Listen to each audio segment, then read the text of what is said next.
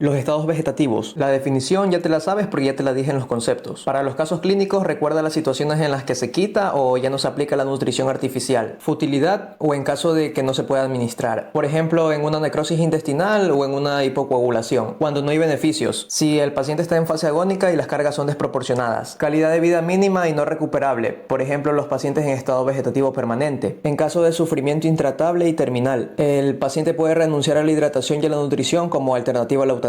Y por rechazo voluntario del paciente en el que se requiere su consentimiento. En los criterios de muerte cerebral del Comité de Harvard hay condiciones previas, que son la ausencia de hipotermia y depresores del sistema nervioso central. Los criterios en sí son la falta de respuesta, la ausencia de los movimientos espontáneos y la ausencia de respiración tras desconectar 3 minutos del respirador. Lo confirmamos cuando vemos un electrocardiograma isoeléctrico y debemos tener al paciente en observación durante 24 horas. Para la práctica, importante los criterios exclusivamente clínicos. Cuando el paciente no responde al dolor, ese es el primer criterio. La ausencia de los reflejos mediados por el tronco cerebral es el segundo. Estos reflejos siempre tienen que estar ausentes en forma bilateral. La mnemotecnia de foco natural para que recuerdes cuáles son los reflejos que deben de estar ausentes. Con la F, fotomotor, de reflejo fotomotor. O de óculo cefálico. C, de corneal. La otra O, de óculo vestibular. Na, de nauseoso, reflejo nauseoso. Y tú, para que recuerdes al reflejo tusígeno. Y el tercer criterio es considerar el test de apnea. Miren en YouTube cómo realizar correctamente ese test porque para la práctica sí es importante. Pero te lo resumo un poco. Primero hay que hacer una gasometría arterial basal al paciente. Se coloca la cánula con oxígeno de 6 litros por minuto y recién ahí se desconecta el respirador. Miras el tórax y el abdomen y tienes que estar pendiente porque no puede existir ningún movimiento ni esfuerzo respiratorio por parte del paciente. Y ya al finalizar la prueba vuelves a hacer gasometría luego de 10 minutos de desconectar. El test es positivo cuando la presión parcial de dióxido de carbono final, no la inicial, sino la que sacaste en la última gasometría, es de 60 milímetros de mercurio o más, o si hay un incremento igual o mayor a los 20 milímetros de mercurio, desde su nivel basal normal. Si no se dispone de gasometría, damos el test como positivo si no vemos ningún movimiento ventilatorio después de haber desconectado durante un tiempo de más o menos 10 minutos. Si en 10 minutos no responde ni se ven movimientos ventilatorios, entonces el test es positivo. Dependiendo de la edad del paciente y de la causa, hay que volver a repetir. En mayores de 6 años y en adultos, esperamos de 2 a 6 horas para repetir la evaluación. En la última actualización de las guías pediátricas, indican que hay que esperar entre 12 a 48 horas en los niños menores de 6 años. Las pruebas que usamos para la confirmación son los estudios neurofisiológicos, el electroencefalograma que dura de 20 a 30 minutos en adultos y en niños de 60 a 90 minutos. Con este demostramos la ausencia de la actividad eléctrica en el cerebro. Claro que también se puede realizar un electrocardiograma, pero por lo general estos estudios no son necesarios salvo en niños o en situaciones especiales. Y hay estudios de flujo sanguíneo cerebral con los que se comprueba que ya no le está llegando sangre al cerebro. Son los que están acá: angiografía cerebral digital, gammagrafía radioisotópica cerebral y el ecodoppler transcraniano. Los criterios de no reanimación son 4. Mira que forma el RIP y queda una I. Con la R, rechazo del paciente o sustituto legal. Con la I, inutilidad. En el caso de shock, sepsis o un ACV. Con la P, pacientes terminales, que se espera mueran en corto plazo. Y la otra I, ir contra el mejor interés del enfermo. La relación médico-paciente. El paciente llega vulnerable a la consulta. Somos los médicos los que tenemos la ventaja al momento de generar la relación. Por eso hay que tener tino en el trato. Atender al paciente aplicando los conocimientos, pero no perdiendo la humildad, ya que si se muestra superioridad, hasta el paciente se podría poner incómodo. Mostrar seguridad sí, pero no creerse superiores. Así tengas 3 doctorados. La humildad primero. A la hora de atender pacientes en situaciones graves y complejas, hay 2 actitudes que superan a los conocimientos, a la seguridad y a la constancia. Y esas 2 actitudes son la empatía y la compasión. Y eso fue pregunta de examen. Los 3 parámetros para conseguir una buena relación interpersonal, según el Dr. Pedro Lain, son saber ponerse en el lugar del otro, sentir como el paciente y disponer de ayuda cuando enfrenta dificultades. En los tipos de relación médico-paciente, las más importantes son 3. La relación activa-pasiva, que se da con los pacientes en estado de coma o los que tienen un estado clínico que no les permite participar. Relación de cooperación guiada. Acá tratamos con pacientes en mejores condiciones, aunque igual se incluyen enfermedades terminales como la hipertensión, pero los pacientes están en condiciones de cooperar. Y la relación de participación mutua, que ya incluye la discusión con el paciente, porque está en buenas condiciones para cooperar. Se puede discutir con el paciente la evolución de su enfermedad. Los modelos son el hipocrático, que es el modelo paternalista, donde los médicos se esfuerzan por tomar las mejores decisiones para el paciente. Se intenta que el paciente no intervenga por el temor a que ellos decidan mal. Junto con las instrucciones previas y las voluntades anticipadas, que ya te dije anteriormente en qué consistían, tienes que acordarte de este modelo, porque este modelo paternalista es el que se debe evitar en los últimos momentos de la vida del paciente, y esa fue pregunta de examen. Y así con el resto de modelos y los tipos de relación médico-paciente, lo saben preguntar en casos clínicos. Siguiendo con los modelos, el tecnológico científico, en este se pierde un poco la humanidad, porque no se ve a los pacientes como personas, sino como órganos y tejidos enfermos. Se confía todo en la técnica y solo va a importar la información precisa, o sea, la científica, la que ayude al tratamiento de la enfermedad del paciente. El modelo legal se caracteriza por la firma del acuerdo legal entre el paciente y el médico. El comercial se lo ve al médico como un agente comercial y al paciente solo como un consumista de la medicina. Al médico se lo considera solamente un asistente técnico que va a tomar las decisiones según el juicio del paciente. Y el modelo alianza, que se basa en la confianza que el paciente deposita en el médico. Acá hay algunos mitos y verdades que ya han tomado en el examen. El médico debe mostrarse como amigo antes que profesional. Mito. Debe mostrar empatía, confianza, cordialidad, pero no necesariamente amistad. El médico debe evitar decirle al paciente el tiempo que dispone para atenderle. Es falso, porque sí lo hace. No se evita decirle al paciente de cuánto tiempo disponemos. De hecho, el sistema de salud pública te da hasta un tiempo para que atiendas a cada paciente. Y se lo puede recordar al paciente si comienza a decir información que no viene al caso de él, no nos aporta a la entrevista clínica. Se lo dice y no hay problema, no hay que evitarlo. El profesional debe verificar que el paciente ha comprendido la información. Esa sí es una verdad y es uno de los puntos más importantes. Es responsabilidad del médico hacerse entender y asegurarse que el paciente tiene claras las indicaciones. ¿Hay que realizar pausas prolongadas para no fatigar al paciente? No, eso es falso. No tiene nada que ver con una buena relación médico-paciente. Opciones así saben dar como distractores. El médico durante la entrevista debe permanecer de pie o situado tras la cabecera de la cama. También es falso. Aunque dice durante la entrevista, no es necesario porque igual se la puede realizar sentado y no hay ningún problema. Para este tema de la relación médico-paciente hay que recordar un poco semiología, de forma general y para recordar conceptos. ¿Qué es la semiología? Fácil. Es la rama de la medicina que se encarga de identificar las manifestaciones de las enfermedades. Está dividida en dos partes. La semiotecnia, que es la técnica con la que vamos a buscar los signos y los síntomas. Y la clínica propedéutica, que es la que nos enseña a reunir y a interpretar los signos y los síntomas del paciente, para así luego llegar a un diagnóstico. La diferencia importante entre signos y síntomas es que los signos son objetivos, o sea, se los puede apreciar en el paciente. Por ejemplo, los signos físicos, como la fiebre o taquicardia, o signos químicos, como la hiperglucemia y la albuminuria. Solo con examinar al paciente o con un examen complementario ya se lo puede reconocer. En cambio, los síntomas son subjetivos. El paciente los experimenta, pero no se los puede percibir. El reconocimiento lo hacemos cuando interrogamos a la persona. Por ejemplo, la cefalea, las náuseas y el dolor corporal. El signo patognomónico o patognóstico es el que demuestra que el paciente de ley tiene determinada enfermedad. Por ejemplo, los dientes de Hutchinson en la sífilis. Miren en internet cómo son esos dientes. Con examinar al paciente y ver que tiene así los dientes, de ley es sífilis. Y la anamnesis, que es el interrogatorio, la información que vamos a obtener del paciente. Por último, aquí está un esquema de la historia clínica, solamente para que tengas clara cómo es la estructura. No profundizo mucho porque esto es un resumen de paliativos, no de semio. Esta de aquí es la estructura correcta. Primero es la anamnesis y aquí vamos a recolectar todos los datos, motivo de consulta, el historial de la enfermedad y antecedentes personales y los antecedentes familiares. El examen físico es después. Luego sigue un resumen semiológico, consideraciones diagnósticas, evolución diaria y la epicrisis. Consentimiento informado. Es un acto de elección libre y no debe haber coacción. Para esto la persona debe de estar bien capacitada y bien informada. Es verbal, pero para dar mayor calidad de información se puede adjuntar un formulario escrito. ¿Por qué es necesario obtenerlo? Pregunta de examen. Porque después de dar la información al paciente, el paciente accede y da el consentimiento informado, entonces ya la decisión se está dando de forma compartida. El médico, porque está planteando la situación, está dando las opciones, pero el paciente es quien acepta y siempre tiene que estar en sus facultades mentales. Entonces la toma de decisión es de forma compartida. Tanto el médico por plantear la situación y el paciente por aceptarla y así quedar en el acuerdo. Ese es el verdadero propósito. Saben dar opciones como el consentimiento informado exonera de responsabilidades al médico. Eso es falso, porque no lo hace. Así tenga el consentimiento, igual es el médico el responsable del paciente. Da libertad para aplicar nuevos tratamientos. Es falso. Aunque tengamos el consentimiento informado, no podemos hacer lo que nos parezca. Debemos cumplir con lo acordado. Otra opción que saben dar es permite determinar si el paciente es capaz de tomar decisiones. Eso también se considera falso porque determinar la capacidad de toma de decisiones es antes de la obtención del consentimiento. Como norma general, ya sabes que se realiza de forma oral, pero para los casos clínicos recuerda que el consentimiento escrito es necesario en intervenciones quirúrgicas y en procedimientos diagnósticos y terapéuticos invasores, o sea, procedimientos que supongan riesgos o algún inconveniente notorio y previsible para el paciente. Pero si hay riesgo inmediato grave, entonces no se espera tener el consentimiento. Se actúa, siempre y cuando no haya tiempo de solicitarlo. En estos casos sí hay hay que actuar. También si hay riesgo para la salud pública y si el paciente no está capacitado para la toma de decisiones. Esas son las excepciones. Los principios de la bioética ya te lo sabes. Recuerda que el que se basa en el consentimiento informado es la autonomía, y esa fue pregunta de examen. Revisa también un poco las leyes, como la Ley Orgánica de Salud, el artículo de la alta voluntaria y el de las alternativas terapéuticas. La confidencialidad la aplicamos cuando asumimos la información personal que nos da el paciente y la mantenemos en privado. Claro que para la divulgación científica se pueden dar ciertos datos. En los tipos de información hay dos, la clínica y la médica, y esto tiene que ver con la comunicación de la práctica clínica. El objetivo primordial de la comunicación en la práctica clínica es servir a las necesidades del paciente, y esa fue pregunta de examen. Otras preguntas fueron sobre el tipo de entrevista y cuándo se considera que la entrevista ha dado su máximo rendimiento. Para estas preguntas acuérdate de los pasos y de las herramientas de la entrevista clínica. Primero, el médico debe conocer cuál es el objetivo de la entrevista. En la entrevista semiológica tratamos de llegar a una definición diagnóstica a partir de los relatos del paciente. En la informativa o prescriptiva solo nos centramos en adquirir o dar información. La motivacional, su objetivo es que el paciente cambie de hábitos. Se la considera como herramienta para la promoción de la salud y llegar a pacientes que tienen poca motivación. El cambio no solo es responsabilidad del paciente, el médico también es responsable. Y en la operativa, cuando ya tenemos el contenido de la entrevista y solo debemos aplicar la técnica para realizar el procedimiento. Para el máximo rendimiento de las entrevistas, las características son veracidad y ambiente. El médico debe ser veraz con la información y buscar un ambiente tranquilo para que el paciente se sienta cómodo y coopere con la entrevista. La escucha activa es importante porque el médico debe saber escuchar y comprender lo que el paciente le está explicando. La adaptación. Acá se debe de adaptar la información por el paciente y no hablar con un lenguaje técnico, sino con palabras que el paciente puede entender claramente. Empatía y asertividad. Se debe de desarrollar una comunicación empática, orientada al paciente. Y en situaciones graves y complejas hay que controlar la situación, pero siempre mostrando empatía y compasión. En la comunicación de malas noticias hay que saber transmitir la noticia. Hasta un ataque le puede dar algún familiar del paciente si es que no se da de buena forma la noticia. Verificación. Importante verificar que el paciente haya comprendido la información. Recuerda este punto porque siempre lo preguntan. Y los límites, como ya se había dicho, no confundir la relación médico-paciente. Mostrarnos humildes y empáticos, pero en primer lugar como profesionales, no como amigos. La intimidad, como definición, es el espacio reservado de la realidad física, espiritual y social en el que protegemos lo más valioso que se tiene. Y por último, el secreto profesional, donde nos comprometemos a no revelar información de la relación clínica. Está regulado por el Código de Deontología Médica. En el caso de Ecuador, en el COIP, en el artículo 503. Y en el caso de España, en la Constitución, en el artículo 20 y en el artículo 43. No se cumple y hay que revelar información en el caso de denuncia de delitos, declaración de enfermedades infecciosas, declaración como testigos o peritos y en el caso de necesidad de propia defensa. Lo mantenemos cuando somos funcionarios públicos, cuando se trate de reclamación de honorarios del médico, en el caso de la medicina privada y en el caso de estadísticas y publicaciones.